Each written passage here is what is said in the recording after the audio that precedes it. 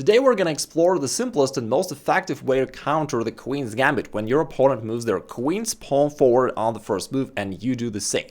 Then they usually follow up with c4, which marks the beginning of the Queen's Gambit. They're gambiting this pawn. However, you don't take it and then you just play e6, solidifying your center. After that, they bring their knights out, and here is the moment of truth. Now, the main line goes with knight f6, and after that there is a ton of theory. However, it's too complicated and slightly passive for black. Instead, I recommend that you play an interesting sideline, the move pawn a6, known as Janowski Variation, but I came to realize that it's a pretty good one when I realized that Carson actually played it quite a lot, and then I got interested into this line and checked it out, and indeed it turned out that it's unknown and quite interesting. So what's the purpose of this move, which seems to be quite pointless at first? Well, the idea is pretty simple. Like quite often, actually most cases, your opponent simply develops their knight, which looks like a good development move, standard for the Queen's Gambit, but then all of a sudden you now accept the Gambit, pawn takes c4. And here's the deal. It turns out that it's not that simple for white to get this pawn back, because if they try, and they play e3 or e4, doesn't matter, trying to get their pawn back, you then just defend it with the move pawn to b5, and that's the purpose of the move pawn a6. We now build this very strong chain of pawns. And not only you're up a pawn, that's one good thing, but the other good thing is that you also open up this really juicy diagonal for your bishop, and that's also not all the advantages of this line. If you look at this pawn chain, overall, it just restricts your opponent's position quite a lot. For instance, this bishop from f1 can hardly be ever developed, right? The only square where it could possibly go to is this e2 square, which is passive. Similarly, the queen can't easily move forward if it wishes to, right? All these squares are taken away. Similarly, this knight, if you look at the knight, like it can't go forward, right? All these squares are taken. So overall, you kind of oppress your opponent's position. It's difficult for them to develop actively. So these are all the ideas behind this seemingly strange maneuver with pawn a6, and then you just boldly grab this extra pawn on c4. Anyway, what is your opponent going to do here? Well, they realize that this pawn chain is annoying, they'll try to undermine it by going a4. Then you push forward b4, now they have to move this knight away, and all these squares are equally unappealing, because either it has to go to e2 to this awkward square where it will lock other pieces, or it can be undeveloped back to its original square, which is always sad, or they can put it to the edge of the board, a2, and we know that a knight on the ream is deemed, therefore it's pretty good for you that you pushed it so much out of the game. Now, after this, they indeed attack your opponent on c4, and there is no easy way to defend it. However, you can counter. You can play the standard move bishop to b7, and now you counterattack this pawn on e4. Therefore, if they take this pawn, you take their pawn, and life's good. So let's say they take it here, then you take your up pawn, this knight is out of the game, and after that you just develop casually. You simply develop your kingside pieces, you castle, and everything's pretty good. It is now white who has to find a way to somehow get their pawn back or claim that they have any compensation for it, which is not obvious. If they try not to take this pawn and they say, okay, I'm gonna do something about this pawn first, let's say push it forward, and then I'm gonna take this pawn back. But now there's a big change in the position. You can now protect it with bishop d5, and now you have this really solid structure in the center of the board. And again, it's troublesome for your opponent to get it back. Like if they ever try queen c2, trying to get it back this way, they're falling for this b3 double attack. They're going to lose this awkward knight on a2. Although it's awkward, it's better to have it than not to, so it's not an option for white. Sometimes they try bishop d2. They try to attack this pawn. It's currently attacked twice, while you defend it only once with this bishop. But it's easy to develop it. You can just play knight to c6 and defend it that way. I mean, a5 is also an option, but knight c6 is stronger because you also bring your piece into play. And here there are, again, a couple interesting traps. One is something that we have seen already. Queen c2 fails to b3, this double attack, right? So they can't get their pawn back this way. However, they still would love to get it back somehow. And most players actually play a blunder move, rook c1. They think that now they're attacking it twice and they're going to get it back. But what they're missing here is that you can push the pawn forward c3, and it's an attack to this bishop, plus it's a discovered attack of this knight. And therefore they're done. So let's say they take it, now you take the knight, and you're up a piece, up a clear piece. And they have no compensation at all. They take here, like you can recapture this pawn on b4 or this pawn on d4. Either way, life's great. Let's say you take this one, you're just up a piece. If they take on b4, you recapture with a bishop, and then you check their king. Again, you're up a piece with a winning position. Another great advantage of the system is that it is completely universal. You can play it against almost anything but not e4, of course. If they play any closed opening such as d4 or the English opening or knight of 3, or they try going for the Catalan opening with pawn to g3, like in all those cases you can play the same setup. So let's say if they start with pawn to c4, then you don't want to go d5 right away because they'll trade you. So you just play e6 first. And after that, again, regardless of whether they play knight of 3, g3, d4, knight c3, whatever, you just play d5. So you always get to your system, and that's nice. So let's say they go d4, now you go d5, and we come back to our system with this interesting move, pawn a6. By the way, it's a completely unusual move, therefore most of your opponents, probably all of them, will be unfamiliar with it. Okay, so we know that if they develop this knight on f3, it is kind of an inaccuracy already, even though it's the most played move, and it looks like a good move to play. But in fact, they kind of failed to realize your plan, that you can grab their pawn now and then solidify it, and it becomes inconvenient for white, because it's not that easy to take it back, and it restricts their position quite significantly. Anyway, if they realize that you want to play pawn b5, they may wish to stop it by going a4 themselves, so that they take away the square. What do you do then? Then you have another interesting maneuver which is also worth remembering. You play knight to c6, and after that, as they play e4, hoping to get the pawn back on the next move with a really great position, you then defend it once again, but this time with this knight from a5. And although normally you don't want to put your knight to the edge of the board, in this particular position, it works really well for black for a couple reasons. First off, you defend this pawn on c4, which is nice. Secondly, now after they played a4, they have this weak square b3, and you now have an idea to land your knight there anytime you want to, and from there, as you jump with the knight forward to b3, it'll attack a whole lot in your opponent's position, right? A lot of squares. So that'll always be a trouble for your opponent. Plus, with this pawn on c4, still you take away these squares, again not letting him develop his bishop normally. Therefore, knight a5 in this position is perfectly justified because it just gives you so many advantages in the position. Moreover, in the main line, the most played move by your opponents would be playing knight e5 here, trying to attack this pawn twice, but they missed once again something, right? They missed the idea that you can now play knight to b3, hitting the rook, but also this pawn on d4, which is no longer defended by the knight. Previously, their knight was on f3, and it was controlling the square, but now it went away, therefore this pawn is not defended. But most importantly, they have to do something about their rook, and as they move it, you now grab the pawn on d4, and you're up a pawn, currently up 2 pawns, but he'll probably get one of them back. Anyway, you'll be up a pawn, plus, they'll probably have to trade queens off, which means that you'll be in an endgame, completely safe, just with an extra pawn. You might think, oh, maybe knight e5 was a blunder. They missed the fact that you can go knight b3. All right, but then what are they going to do then? Let's say they just develop. Then you do the same. You also just develop. Say a castle, you play bishop e7, and then you want a castle as well. You still hold on to this extra pawn. In some lines, you can even play c6 and b5 and still build up that, really solid pawn structure.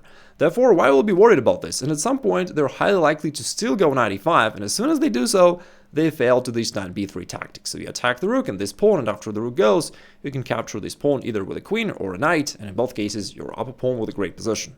If your opponent is super well prepared, or is just lucky enough, he will take on d5, which is probably the best thing for white to do, because otherwise they indeed have to lose this pawn and then find some difficult ways to get it back. So the easiest solution for white is just to trade off in the middle of the board, but it also gives certain advantages to you, because now your bishop on c8 is not locked anymore. There is no pawn on e6, therefore you are able to develop your bishop either to f5 or g4 in the future to an active position.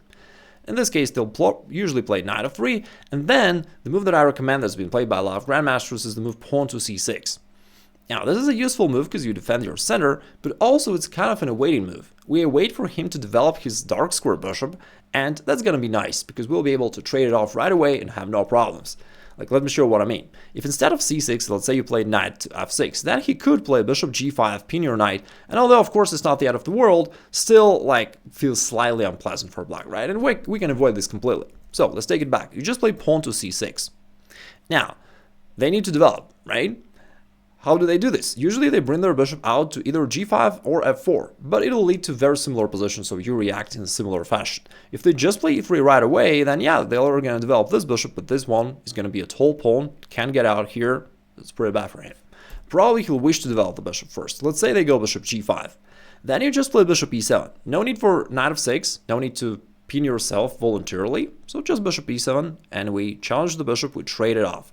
So he trades, and after that he develops, we now simply castle. As he goes bishop d3, there is another also important moment for us to notice. We need to develop this bishop to an active position, either to g4 or f5.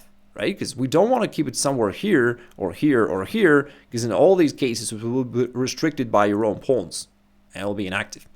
In this position, the easiest way is to just play bishop f5. Now, your knight is also pretty good here on e7, just supporting this bishop. And we take away his most active piece, which could possibly create some threats down the road. So we just eliminate it right away. If he takes, no problem, we just recapture. If he doesn't take, then you just develop. You play knight d7 with a completely good position. If he ever takes there, pretty good, you just recapture, no problem. If they attack your knight, there is also one useful thing for you to know here for this pawn structure, is that it's really good for you to have your knight right here on d6. That's a really perfect square. From here, down the road, it can jump to the e4 strong square or to the c4 square, and it also controls this square b5, which sometimes your opponent will try to use off. So they'll often try this minority attack, pushing their pawns forward, and they try to create pawn weaknesses on your king side. On your queen side, I'm sorry. But you are like super well prepared already. You've got your two pawns controlling these squares, plus you've got your knight. So it's gonna be not easy for white at all to accomplish this plan. Plus, if they ever push pawns forward, that also weakens these squares. You can play b5, knight c4, and stuff like that. Of course, I can't tell you everything about the positional play. Objectively speaking, the position is equal. You just gotta outplay your opponent. So you'll probably wish to put your rook down here. Your knight from here will go either to f6 and e4, or b6 and c4, something like this. And then you can gradually improve your position, your pieces, etc.